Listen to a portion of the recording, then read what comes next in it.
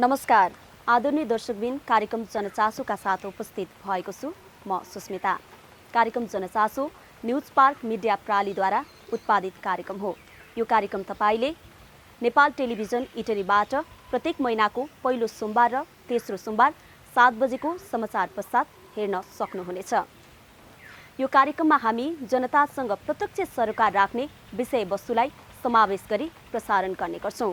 स्थानीय तहका सुरुका वर्षमा पूर्वाधार विकासलाई प्राथमिकता दिएका झापाका अधिकांश पालिकाहरूले पछिल्ला समय कृषिलाई प्राथमिकता दिएका छन्।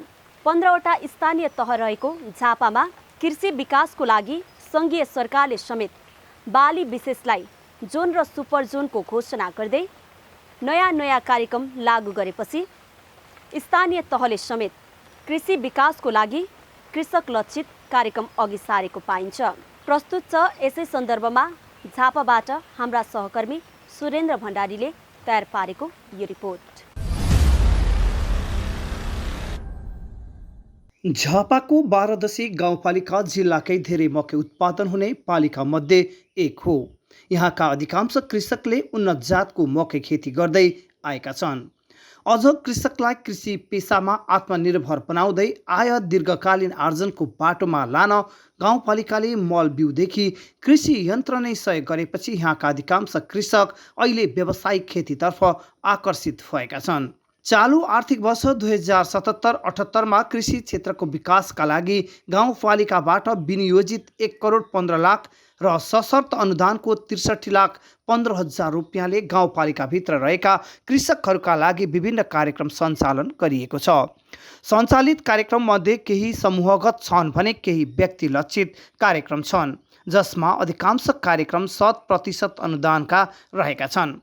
गाउँपालिकाले कृषकका लागि तरकारीको बिउदेखि कृषि औजारसम्म कृषकलाई वितरण गरेपछि यहाँका कृषक कृषि कर्ममा आकर्षित भएको गाउँपालिकाकी कृषि शाखा प्रमुख आर्जु खड्का बताउँछिन्। यस आर्थिक वर्ष 2077-78मा चाहिँ हैन यस बारादशी गाउँपालिका कृषि शाखा अन्तर्गत चाहिँ उन्नत सागसब्जीहरूको चाहिँ बिउहरू वितरण गरिएको थियो, जसलाई चाहिँ अब जस्तै मिनी किट भनेर चाहिँ हामीले वितरण गरेको थियौँ।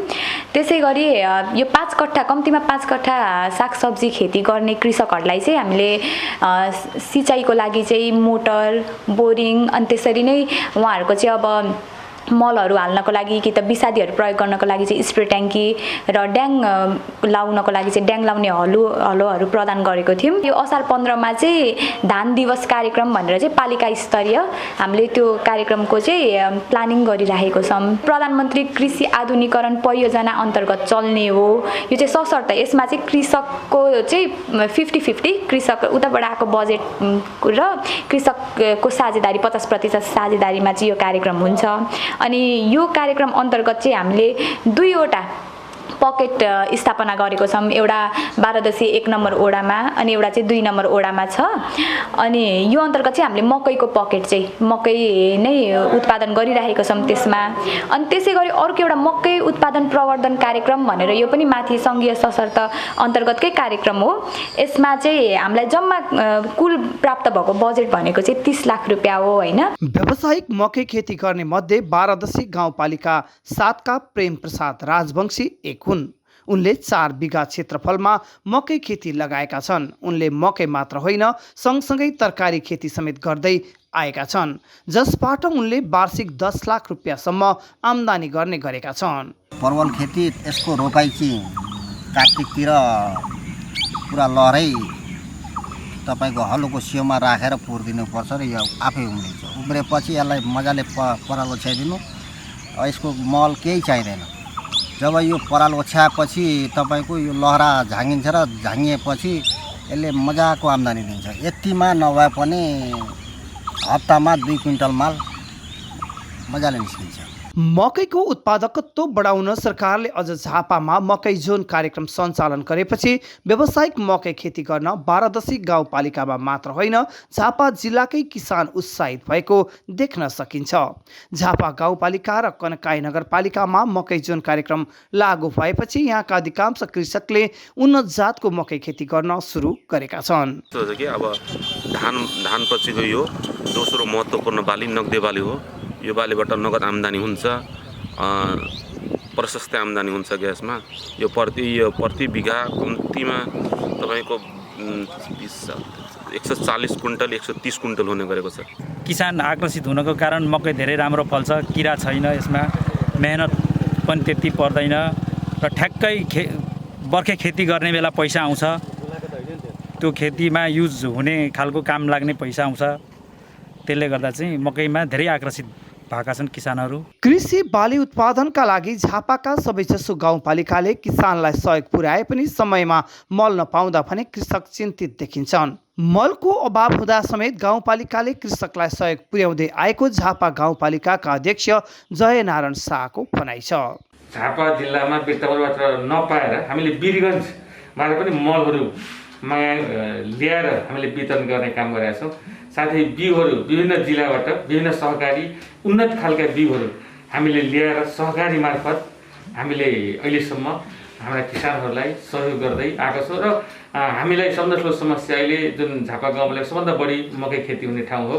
मकै अहिले निक्लिसकेको छ। मकै अब हामीले पठाउने कुरामा यहाँका किसानहरूले पठाइरहेका छन्, तर उचित दाम र उहाँहरूले मेहनत गरेको पारिश्रमिक पाइरहेको छैन। एकदम सस्तोमा मकैहरू बेचिरहेको छ। सबभन्दा ठुलो समस्या अहिले यहाँका झापा गाउँपालिका किसानहरूलाई मकै भइसकेको छ तयारी। अब एकदम लकडाउनकै कारणले गर्दा एकदम सस्तो मूल्यमा मकै बेच्न बाध्यता छन्, बाध्यले पनि बेचिरहेका छन्। जिल्लाको अधिकांश ठाउँमा हिउँको समयमा मकै खेती गर्ने गरे पनि केही कृषकले भने धानसहित अन्य तेलहन बाली समेत लगाउँदै आएका छन्। अझ विदेशबाट फर्किएका कृषक व्यावसायिक कृषि पेसामा लागेको कृषि ज्ञान केन्द्र झापाका प्रमुख नीलकमल सिंह बताउँछन्। व्यावसायिक खेती गर्नुको अवस्था अहिले चाहिँ अब यो कोरोना सङ्क्रमणले गर्दाखेरि विदेशबाट आएको हाम्रो युवा शक्तिहरू पनि कृषिमा आकर्षित भएको छ र यहाँ पहिला पनि कतिपय युवा कृषकहरूले पनि चाहिँ कृषि फर्म स्थापना गरेर तरकारी खेती, मेवा खेती, आलु खेती गरिरहेको अवस्था छ। जस्तो डिएनडी तपाईँको डेलियो वृत्ति छ। यहाँ अर्जुनधारामा तपाईँको मामा भान्जा, विश्वास कृषि फर्म, दाजुभाइ कृषि फर्म सबैले तरकारी व्यावसायिक तरकारी खेती गरिराख्नु भएको छ।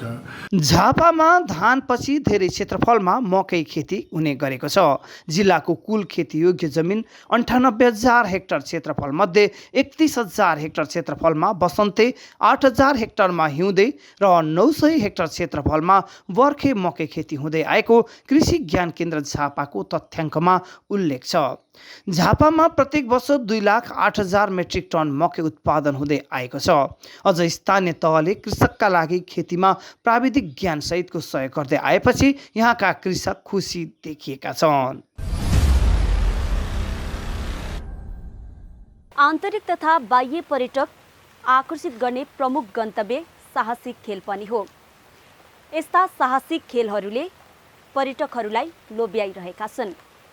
तर विश्वव्यापी बनेको कोरोना भाइरस महामारीको कारण नेपालमा यो व्यवसाय सञ्चालन गर्ने व्यवसायीहरू समस्यामा छन्। पर्यटकको चहल पहल नहुँदा यो खेल यतिखेर ओइलाएर बसेका छन्।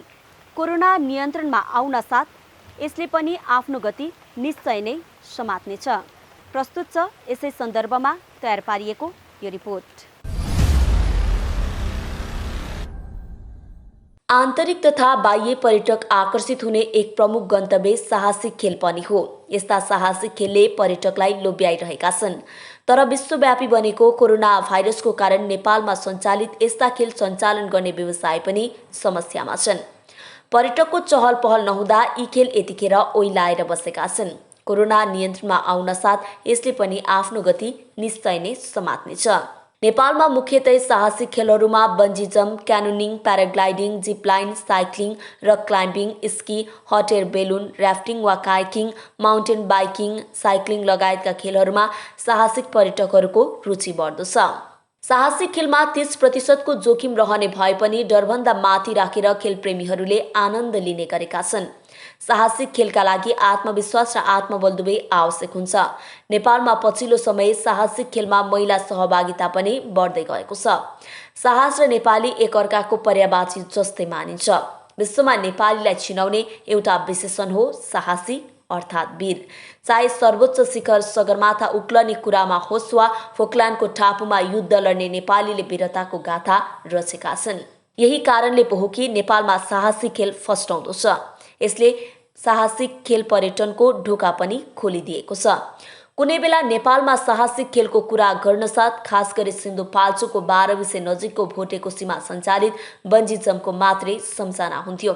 द लास्ट रिसोर्टले नेपालमा पहिलो पटक 2058 सालमा भोटेकोसीमाथि झोलुङ्गे पुल हालेको थियो। यही पुलबाट करिब 160 मिटर तलको खोजमा छलाङ मार्न यसको मेलोमिसो मिलाएको थियो। यो विश्वकै उत्कृष्ट एवं अग्लो बन्जी जम्प मध्येमा पर्छ। तर यतिखेर नेपालमा भोटेकोसी माथिको बन्जी जम्प अनि पोखरामा सञ्चालित प्याराग्लाइडिङ मात्रै साहसिला खेलका रूपमा रहेका छैनन्। असंख्य साहसिक खेलको सुरुवात नेपालका विभिन्न स्थानहरूमा सुरु भएका छन्।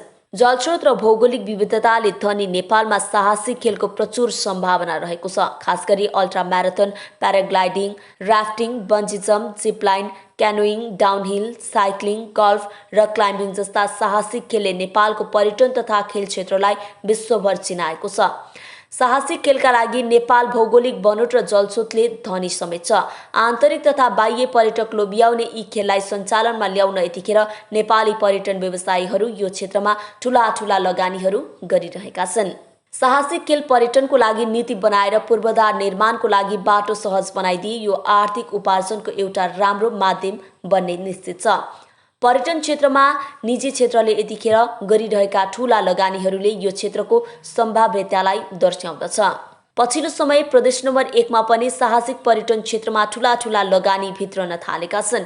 यसै क्रममा पछिल्लो समय सुनसरीको धरान उपमहानगरपालिका स्थित चिन्डे डाँडामा सेज एडभेन्चर एन्ड होलिडेले साहसिक खेलको पारखीहरूको लागि साइक्लिङ, जिपलाइन लगायतको साहसिक खेलको सुरुवात गरेको छ। साहसिक पार्कको सुरुवात हुन नपाउँदै नेपालमा सुरु भएको कोरोना महामारीले यो पनि अछुतो रहन सकेन। कोरोना महामारीको कारण आफूहरूको व्यवसाय सञ्चालनमा आएको हप्ता दिन नपुग्दै बन्द हुन पुगेको सेज एडभेन्चर एन्ड होलिडेका सञ्चालक, सुनसरी उद्योग वाणिज्य सङ्घकी सदस्य तथा धरान उपमहानगरपालिका पर्यटन विकास समितिकी सदस्य एलिना मगर बताउँछिन्। कोरोना महामारीले सबै क्षेत्रलाई असर पारे तापनि पर्यटन क्षेत्रको लगानी सुरक्षित लगानी भएको बताउँदै कोरोनाको कारण प्रत्यक्ष अप्रत्यक्ष रूपमा पर्यटन क्षेत्रमा हाल असर परेको भए पनि कोरोना नियन्त्रणमा आउन साथ यसले गति लिने उनी विश्वास व्यक्त गर्छिन्। हाम्रो नेपाल सरकारले पनि र हामीले पनि भनौँ न अहिले बुझ्दाखेरि सबैको मुखमा चाहिँ पर्यटन भनेर झुन्डिएको छैन। पर्यटनलाई विकास गर्नुपर्छ, पर्यटन नै हाम्रो चाहिँ अबको समृद्धिको आधार हो भनेर भन्न थालिएको छ। तर विकास त गर्ने, कसरी गर्ने, कुन मोडेलमा गर्ने भन्ने चाहिँ हामीले अहिलेसम्म कुनै पनि रूपरेखा खाकाहरू तयार गर्न सकेका छैनौँ होइन। त्यो त एउटा आफ्नो पाटोमा रह्यो। तर पनि अब पर्यटनमा सबैभन्दा सर्वप्रथम चाहिँ लगानी नै आवश्यक पर्छ। पूर्वाधार फर्स्ट भनेको चाहिँ पूर्वाधार लगानी हो कि यो पूर्वाधार लगानी जबसम्म गर्न सकिँदैन तबसम्म चाहिँ पर्यटनबाट बेनिफिट लिन सकिँदैन। अनि म चाहिँ के भन्छु भने मेरो चाहिँ विचारमा जहिले पनि म भन्छु होइन, यो पर्यटन भनेको चाहिँ सामाजिक भन्दा पनि अलिकति व्यावसायिक क्षेत्र हो। यसलाई व्यवसायीकरण गरेर चाहिँ अगाडि लग्यो भने चाहिँ हामीले जति सोचेको छौँ नि त्योभन्दा छिटो चाहिँ हामीले यसबाट चाहिँ बेनिफिट पनि पाउँछौँ, प्लस यसको विकास पनि चाँडो हुन्छ कि। त्यो भएको कारणले गर्दाखेरि यसमा लगानी गर्नु चाहिँ एकदमै आवश्यक छ। जस्तै पूर्वाधारहरूमा लगानी जबसम्म गरिँदैन तबसम्म चाहिँ पर्यटनको विकास हुँदैन। हामी चाहिँ कुनै पनि चिज यहाँनिर बनाएर अथवा हामीले तयार गरेर सेवा दिन तत्पर भएर बसेका हुन्छौँ, तर हाम्रो लागि चाहिँ काम गरिदिने मान्छेहरू चाहिँ हामी होइन कि अन्य मान्छेहरूले चाहिँ हाम्रो लागि उता तल बजारमा बसेर या अन्य ठाउँमा बसेर काम गरिदिइरहेका हुँदो रहेछन् कि। ती मान्छेहरूले जब काम गरेर चाहिँ भनौँ न अब के भन्छ पुँजी अथवा पैसाहरू आम्दानी गर्नुहुन्छ, आय स्रोत आम्दानी गर्नुहुन्छ, अनि ती मान्छेले आएर चाहिँ हाम्रोमा खर्च गर्नुहुन्छ। अनि हाम्रो चाहिँ यति राम्रो बिजनेस छ क्या। तर कस्तो भने अन्य क्षेत्रहरूलाई पनि असर गरिसकेपछि अभियसली उहाँहरूलाई असर गरेपछि हामीलाई नगर्ने त छँदै छैन होइन। प्रत्यक्ष रूपमा हामीलाई पनि असर गरेको छ, प्रत्यक्ष अप्रत्यक्ष रूपमा हामीलाई पनि असर गरेको छ। अब भोलिको दिनमा चाहिँ यो कस्तो हुन्छ, यसले यो कुन मोडेलमा जाला, कुन रूपमा जाला भन्ने कुरामा चाहिँ मेरो विचारमा चाहिँ पर्यटन चाहिँ अब सबैको लागि चाहिँ एउटा कस्तो भने टच भइसकेको विषय हो कि। कोही पनि मान्छे भनौँ न म नै भनौँ न 1 वर्ष भयो, 1 महिना भयो, 2 महिना भयो घुम्नु नपाउँदाखेरि म नै एकदम गुमसुम भएर भित्रिएर चाहिँ खुम्चिएर बसिरहेको छु होइन। त्यस्तै अन्य मान्छेहरू पनि उहाँहरूसँग पनि घुम्ने बानी परिसकेको छ। अहिले अब झन् यो सोसियल साइटहरूले गर्दाखेरि, सोसियल मिडियाहरूले गर्दाखेरि चाहिँ हामीलाई घुम्ने ट्रेनहरू चाहिँ एकदम विकास गरेको छ। सबैजना अहिले गुम्सिएर बसिराख्नु भएको छ। भोलिको दिनमा चाहिँ उहाँहरू बाहिर निस्किन खोज्नुहुन्छ त्यसपछि चाहिँ अभियसली 1-2 महिना 2-4 महिना अब सबैलाई असर पर्ला किनभने आम्दानी पनि हुँदैन त्यो हिसाबले असर पर्ला तर पनि भोलिको दिनमा चाहिँ यो पर्यटन क्षेत्रको भविष्य चाहिँ म त एकदम उज्जवल देख्छु। हालसम्म करिब 3 करोड 50 लाख लगानी गरिसकेको यो पार्क पूर्ण रूपमा सम्पन्न गरुन्जेलसम्म 10 करोडसम्म लगानी गर्ने योजना रहेको उनले बताइन्। सेच एडभेन्चर एन्ड होलिडे साहसिक खेलले भरिपूर्ण हुने उनले बताइन्। यहाँ बालबच्चाको लागि पार्क, सिसाको पुल, रेस्टुरेन्टका साथमा धरानको भ्यू देखिने गरी अत्याधुनिक रिसोर्ट समेत निर्माण गर्ने योजनाहरू रहेको पनि उनले बताइन्। अहिले हामीले ठ्याक्कै मतलब डिजिटमा भन्नुपर्दाखेरि चाहिँ ठ्याक्कै यति भनेर चाहिँ हामीले पनि अहिले क्यालकुलेसन गरिसकेका छैनौँ। तथापि पनि हामीले चाहिँ यसो हेर्दाखेरि करिब 3.5 करोड जति चाहिँ हाम्रो लगानी भइसकेको छ। हामी चाहिँ के सोच्छौँ भने यहाँ आइसकेपछि यत्रो दुःख गरेर यस्तो अप्ठ्यारो बाटा पनि पार गरेर आउनुहुन्छ ती आइसकेका पर्यटकहरू अथवा अवलोकनकर्ताहरू चाहिँ यहाँ आएपछि केही न केही चिजहरू हामी कहाँ खेलेर जानुहोस् किनभने उहाँहरूले पनि अनुभव गर्नुहोस् न एडभेन्चर कस्तो चाहिँ रहेछ। नाम मात्रै एडभेन्चर हो कि अन्य खेलहरू पनि एडभेन्चर छ भन्ने सोच गरेर उहाँहरूले पनि आफूले चाहिँ अनुभूति गर्नुहोस् भन्ने कारण चाहिँ हामीले यो जति पनि अहिले हामीले बनाइरहेका छौँ यो स्काई साइकल जिपलाइन यो चाहिँ हामीले एकदम सस्तो राखिरहेका छौँ। त्यसको चाहिँ हामी यो कम्बो प्याकेजहरू बनाउँछौँ होइन। त्यस पछाडि अब रेस्टुरेन्टहरू पनि सञ्चालन हुन्छ अनि त्यो भएपछि चाहिँ हामी उहाँहरूलाई एकदमै आइसके पछाडि 50% डिस्काउन्टको प्लान अनुसार चाहिँ हामी काम गर्छौँ र उहाँहरू यहाँ आइसकेपछि चाहिँ केही न केही खेलेर जानुहोस् भन्ने हामी त्यो गर्न चाहन्छौँ। यो चाहिँ अब कस्तो रहेछ भने हामीले स्टुडेन्टहरूलाई पनि अन्य ठाउँमा चाहिँ भनौँ न नेपालको परिवेशभन्दा अलिकति बाहिर चाहिँ विद्यार्थीहरूलाई भनौँ न साना साना बच्चाहरूलाई सानैदेखि चाहिँ यस्तो एक्टिभिटिजहरूमा चाहिँ इन्भल्भ गराउँछ तर हामी कहाँ चाहिँ यो इन्भल्भमेन्टहरू एकदमै कम छ कि बच्चाहरूले देख्छन् पढ्छन् तर उनीहरूले चाहिँ अवलम्बन गर्न पाएका हुँदैन त्यसलाई फिल गर्न पाएका हुँदैनन्।